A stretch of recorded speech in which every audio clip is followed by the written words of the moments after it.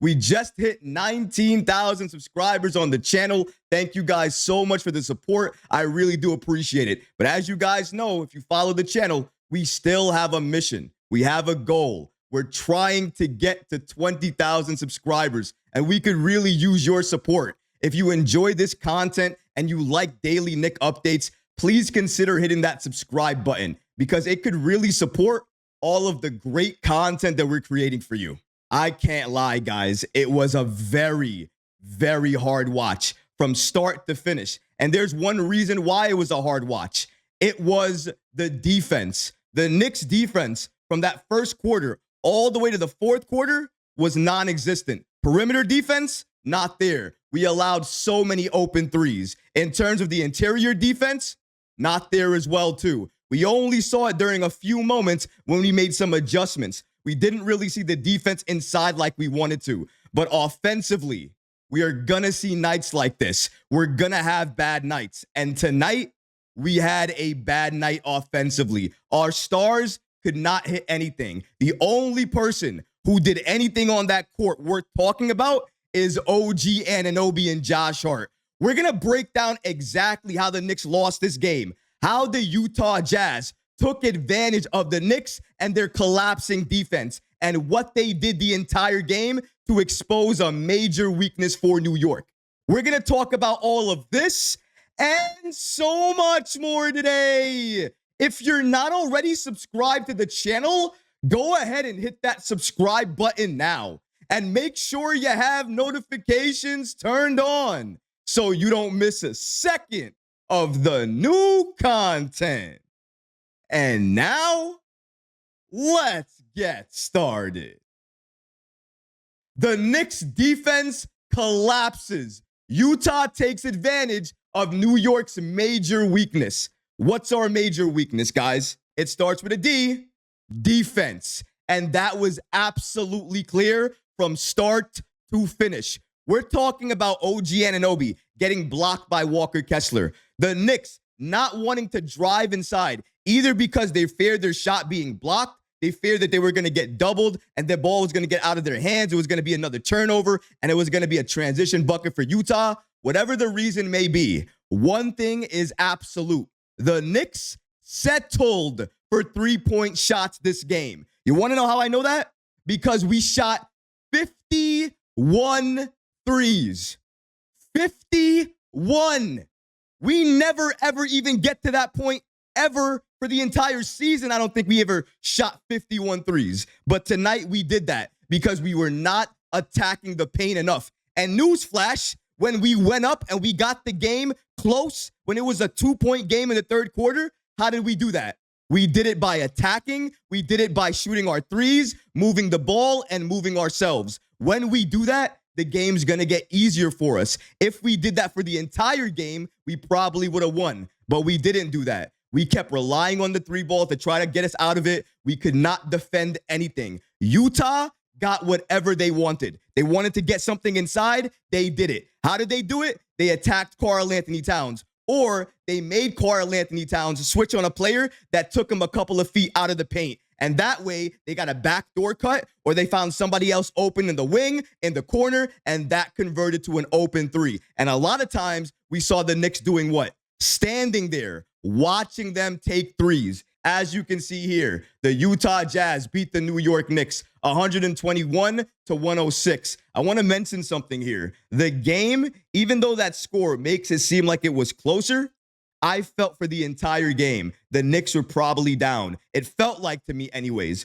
down 20 or down 16 or 18 points consistently. Whenever we got it close to 11, they drove it all the way back to 12. It didn't matter. But as we see here for the first quarter, the Knicks start out slow, missing shots we normally would make. We're allowing a lot of open three-point shots, allowing them to attack inside. Sims and Payne, when they check in for Cat and Hart, the defense gets better instantly, and New York ties the game at 28-28 after being down 13 in the first. That's something we have to mention.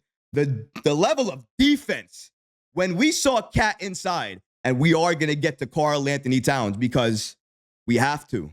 The defense inside tonight was exposed. When you're seeing with the Knicks and Cam Payne and Jericho Sims, when they're checking into the game, you see what they can offer. When they checked in, Cam Payne's defense, underrated, mind you. Cam Payne on the defensive side of the ball for New York, completely underrated. He changed the flow of the game when he was inserted. The defense changed. The level of consistency on that end changed for the Knicks. We were getting more stops. We were converting more. I think one of his first plays was a pass to an open OG Anunoby. He was hitting his threes. He was making sure he was passing the ball. Jericho Sims, his defensive pressure inside, it was better than Cat. He was helping to block shots. His help defense was better. He was getting the rebounds. I'm not a big Jericho Sims fan. I think a lot of people know that. But I'm also somebody that gives credit where credit is due. Jericho Sims, he deserves that credit. So he had a little bit of shine there for me. Couple of other notes here. The Knicks still have defensive issues, but are getting open looks. They're just not hitting them. Their interior defense is a problem. They continue to get attacked. That's the major thing here. The major point here is that the Knicks continue to get attacked inside. Our paint defense, our interior defense at times is non-existent. We've seen it over the course of this win streak, even against the bad teams, the Nets, the Wizards, all of those games. We saw it then. We got taken advantage of inside. When the level of competition gets a little bit better and we're playing better teams, we get even more exposed inside because those better teams are able to attack Cat. They're able to go backdoor. They're able to pass to a cutter inside, pass to somebody in the wing, in the corner who's open, and we're always paying for it. We always get hurt with the same thing. Am I the only one that's tired by it?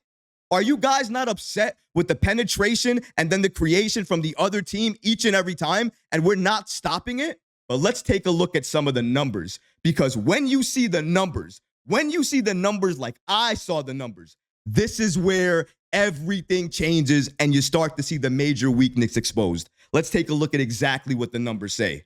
Shout out to ESPN for giving us the following. We have some other notes here as well, too. We're going to get into that. But the team stats say it alone. It says it alone. 50% from the field for Utah.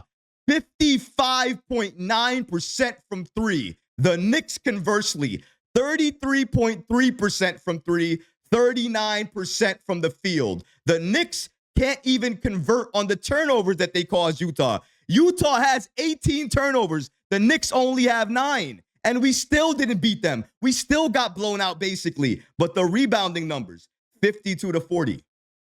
52-40. We can't shoot. We didn't pass the ball. And we got out-rebounded. Our stars didn't show up. What else is going to happen? You're going to lose. Major weakness right there. Force the Knicks to shoot threes. How do you force them to do that? Make sure they're scared to drive inside. Again, I don't know if it was Walker Kessler, his shot blocking ability. I have no idea why the Knicks did not attack. Why Karl Anthony Towns took so long to attack. And even when he did, it was up and down. Walker Kessler, he got the best of him tonight. Not going to lie, he did. The length, the athleticism, the block shots, he was creating that fear as well, too. You could tell our players, when they got the ball in their hands and Walker was inside the paint, they would walk around him, no pun intended, and try to get somebody else open because they did not want to deal with that shot blocking. Shout out again to New York Basketball on the App X, one of my favorite accounts. If you guys not following them, make sure you do. You see our stars tonight. I mean, Karl Anthony Towns, a -34. Jalen Brunson, a -15. Karl Anthony Towns, 16 points, 6 of 19 from the field, as you guys are seeing here. 1 of 9 from 3, 16 rebounds, 8 offensive, 5 assists, -13 for the night. Jalen Brunson, 23 points, 8 of 19 from the field, 2 of 9 from 3, 8 assists, -15. I mean, listen, it was pretty clear what they did from Brunson. I think you saw it when they even started the game. They started to switch on Brunson pretty easily. I think what they did initially was, I think they had, was it George? I think they had George on him initially. Once they had George and he went into the paint, they tried to switch marketing on him. Then they tried to switch Kessler on him. They tried to keep a big alongside of him because they knew if they had a big right alongside of him, it would likely be hard for Jalen Brunson to do anything. One thing I thought Jalen didn't do, that he did a lot last year, and I remember it because he did it against Miles Turner. He used to attack the bigs a lot. And I thought this game, he didn't attack Kessler. Kessler was switched on him. John Collins was switched on him. Why didn't he attack that switch? Jalen Brunson normally attacks the switch. Maybe he didn't have confidence in his shot tonight, and that's why he didn't attack. But I thought Jalen Brunson could have did a lot more in the paint if he just attacked. He could have went to the line more if he just attacked. So there's a lot of things I expected to see from Jalen Brunson. I do expect him to get better again. All the teams in the NBA are going to experience a night like this where you're going to have a bad night. Knicks had a bad night offensively. But see, this is the problem. The Knicks can't afford to have a bad night offensively because we don't play defense like that. Our defense is horrid. So now you understand, if we can't play offense the way we normally can, with it gelling and flowing like that, and our defense looks the way it does, we're going to look like this team. This is what being exposed feels like, because we look like a great team on offense, right? What happens on a night when your offense isn't going well? What team do we look like? Tonight, we look like a terrible team. Couple of more notes here for the third quarter. Defense to start the game, horrible. To end the quarter, 6 minutes when Campaign and Sims checks in, got a lot better. OG Anunoby, the one constant on offense tonight. Brunson can't hit anything tonight, but helping in other ways, drawing fouls, making assists. OG Anunoby, that's it. Now, you guys, clearly, you guys keep hearing me say, OG Anunoby this, OG Anunoby that. Well, why is he talking about OG so much? I'm going to get to more of those notes, but I can't contain myself anymore. We talked about so much bad. I got to talk about a little bit of good here. The little bit of good I have is one of these guys. The guy that showed up and had an amazing game. OG Anunoby. We did lose, but OG Anunoby won in his own individual way. 27 points, 7 of 12 from 3, 3 steals, 2 blocks. Demon time. How else do you describe that? Demon time. You guys see that? 7 of 12 from 3? 7 3-pointers made. Who bet that tonight? You're a rich man if you did that. That's insane. I could not believe it. I also could not believe the way that Anunoby was scoring, the way he was faking shots, faking the 3, driving, getting others involved, playmaking.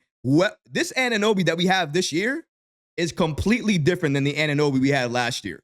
He was not doing any of this last year. I don't know why, but the Anunoby we have now seems like he's unlocked. I love what I'm seeing from OG. The aggression on offense, the aggression on defense. Honestly, if we had league average defense with OG alone might make our defense a little bit higher just because of the way he plays, how physical he is. Sometimes, just do yourself a favor sometimes if you don't like what you're watching as a team defense. Watch OG Anunoby only. Watch the way he plays individual defense. It's suffocating. Josh Hart and Mikal Bridges. All right. Oh, Mikal, man. 7 points, 3 of 15 from the field, 1 of 7 from 3, 0 assists. How do you defend that? I have a line that I say to some of my friends now. If you want me to defend you, you have to give me something to defend you with. Karl Anthony Towns gave me offense, but no defense. Can't defend them on that. Mikal Bridges didn't give me offense, barely gave me defense. And did anybody notice who was playing that fourth quarter? Wasn't Mikal. It's Campaign. Campaign was playing that final quarter, not Mikal Bridges. If I'm calling out Towns, I'm calling out Mikal. Probably one of his worst performances as a Knick in terms of total impact.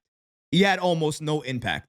When he was driving inside, did not look confident with his shot. Legs looked tired. Have no idea what Mikal was doing on some of those, on some of those defensive plays. Sometimes he was able to get the steal. Sometimes he was in the passing lane and he was able to get the rebounds. I'm not saying he wasn't trying to make those plays. He was in the right moments at some points. But if I'm not gonna give Karl Anthony Towns the credit for doing things right sometimes, then I'm not gonna give Mikal Bridges the credit for doing things right sometimes. Sometimes doesn't win you basketball games. Consistency wins you basketball games. We are not consistent with anything. We're consistently good on offense. That's it. And tonight, we showed you consistently means most of the time, not all of the time. So as we see here, Utah in black, New York in blue. Utah, I mean, my goodness, shot everywhere, but did their damage outside. You can see they tried to do a lot of damage inside the paint. They really couldn't do that much. But outside, I mean, look at that. Look at the corner over there. That type of the key over that corner. My goodness. That's just ridiculous. 55.9% from three. You can see why. There's not that many misses. There's not that many filled in circles. Open circles on the corner there, is there? Not that many to begin with. We got destroyed, and we allowed them to destroy us. And look at what the Knicks did conversely. Does that look like a Knicks game? Does this look like a typical Knicks game? I don't remember the last time I saw the Knicks shooting that many threes outside. And if you didn't see the stat just now, look what it says there. 3-pointers, 17 of 51. We took 100 shots, by the way. Took 100 shots. 51 of those shots were three. Let that sink in for a second. Embarrassment. Embarrassing. As a fan, as a player, as anybody who looked at, participated, or was involved in this game today. On the Knicks side, you should be embarrassed.